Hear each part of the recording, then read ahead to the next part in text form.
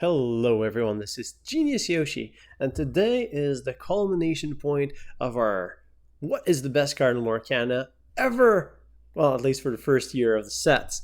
Thanks a lot to the community who participated actively in the voting process. So I've been putting up a poll every day, and we started with 64 cards, 4 at a time. We've eliminated them thanks to your voting. I hope you've had as much fun as I have participating in this event.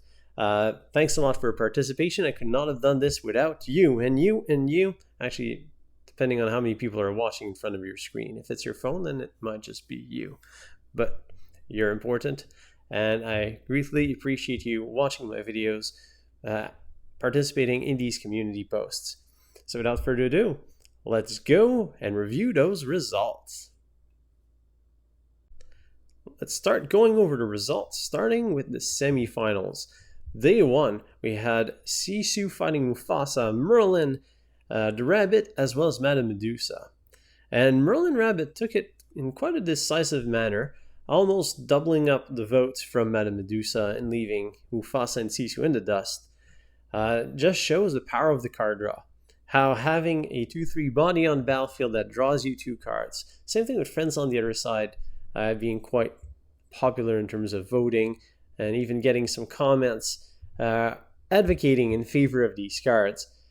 So Merlin Rabbit makes it to the final. Personally, I think I would have voted for Madame Medusa the boss, because it's a strong body that allows you to remove some of these pesky 5-drops like Beast Tragic Hero, and it's just such an impactful card when you play it. Then again, Merlin Rabbit just hops along and helps you win the game. You don't notice him as much, but he plays a very important role. Moving to round 2, day 2, we have Ariel Spectacular Singer facing against Merlin the Goat, the hero to all Maui, and Be Prepared. The Goat wasn't as powerful as the Rabbit, so not the winner of this round. It's Be Prepared that takes it, as the almighty board wipe is just in a class of its own. Maui did manage to snag quite a bit of the votes. I do really like the inkability of Maui, and because of his inkability, I think he's going to be omnipresent for the foreseeable future. I don't get how the Goat is that popular. I guess people really like their Ruby Amethyst.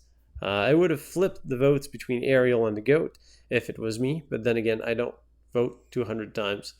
But Be Prepared, in a class of its own, deserves the win and moves on to the final. Moving on to day 3, we had Diablo the Devoted Herald against Rapunzel, Whole New World, and Tinkerbell Giant Fairy. Now that's probably the toughest matchup and the closest ratings that we've had for round 2. And Diablo makes it by a hair. Actually, he makes it on time based on the time when I compiled the results in order to create the matchups for the finals. But at the time of making this video, Whole New World is just beating Diablo by like the second decimal point. So it's been a really, really close matchup. And Diablo was leading and made his way to the final through time. There's a lot of very strong cards there. I think I would have voted for Rapunzel, but Whole New World is such a powerful effect. It's almost in the same class as Be Prepared, where it does something so powerful that no other card kind of matches up to it. I do like Rapunzel's inkability, and apparently I have not played against enough Diablo or with enough Diablo to understand just how powerful and how light that card is to take the win against this powerhouse of other cards and contestants. And Tinkerbell, well, it looks like your time from chapter 1 is now over, and we've moved on to a green scary crow.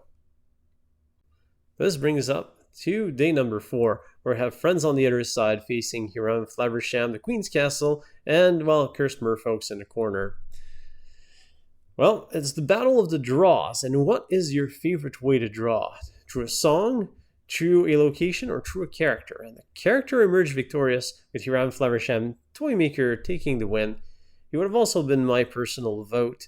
The ability to eat a popsicle off of Flaversham, the fact that you can do it on an almost empty board, and Flaversham remains a threat, being high hit points.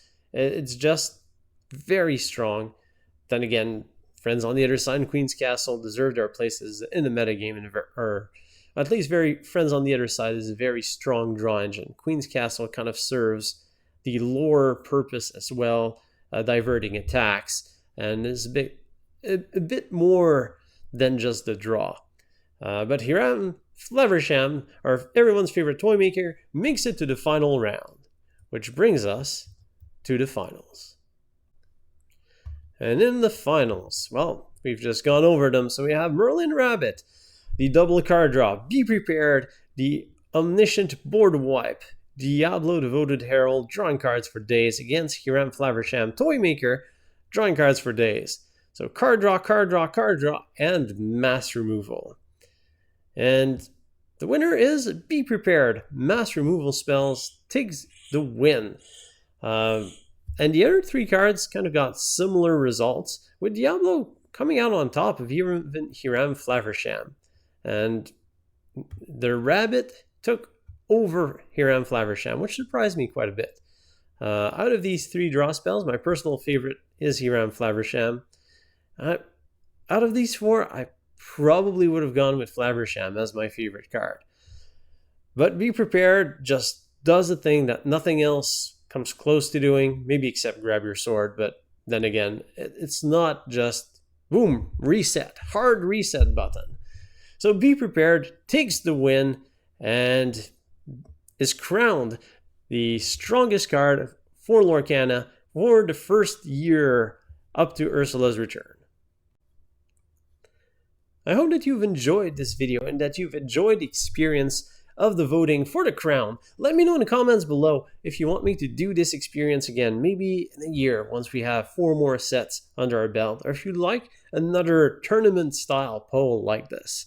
Was it fun? Did you enjoy it? Let me know in the comments. And on that note, I'll start getting ready for some decks and some card opening for Shimmering Skies coming in a couple of weeks now.